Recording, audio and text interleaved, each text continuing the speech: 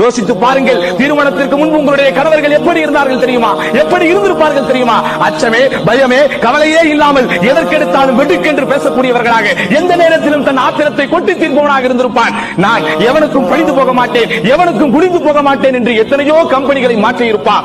ஒரு கல்யாணம் தான் ஆகும், ஒரு குழந்தை தான் பிறக்கும், அத்துணையும் அவனுக்கு அடங்கி போய்விடும். ஏன் டக்குன்னு வேலை போனா என்ன செய்யறது? அந்த பயம் எப்ப இருக்காது அவனுக்கு? திருமணத்திற்கு முன்னாடி இருக்காது. மனைவியின் ஒருத்தி வீட்டுக்கு வரதுக்கு முன்னாடி அந்த அச்சம் அவனுக்கு இருக்கவே இருக்காது. நான் உன் கம்பெனில வேலை பார்க்கிறேன், பார்க்கிற வேலைக்கு நீ சம்பளம் லா பாயிண்ட் எல்லாம் பேசுவான். அதுக்கப்புறம் அவனுக்கு லவ் பாயிண்ட் மட்டும் தான் தெரியும். அதனாலதான் ரசூலுல்லாஹ் சொன்னாங்க, தசுர்ருஹு இதா நவர, அவன் பார்க்கும் போதே அவனுக்கு நீ சந்தோஷத்தை கொடுத்து விடு. படாத பாடுபட்டு கொண்டிருக்கிறான் இந்த பூமியிலே, அவன் அவ்வளவு கஷ்டங்களை தாங்கிக் கொண்டிருக்கிறான். அதனால் மேலும் மேலும் அவனுக்கு நீ கஷ்டத்தை வீட்டிலே கொடுக்காதே. தசுர்ருஹு இதா நவர, அவன் உன்னை பார்க்கும் போதே அவனுக்கு நீ சந்தோஷத்தை கொடுத்து விடு. அடுத்து இதா அமர, அவன் ஏவினால், அவன் கட்டளையிட்டான்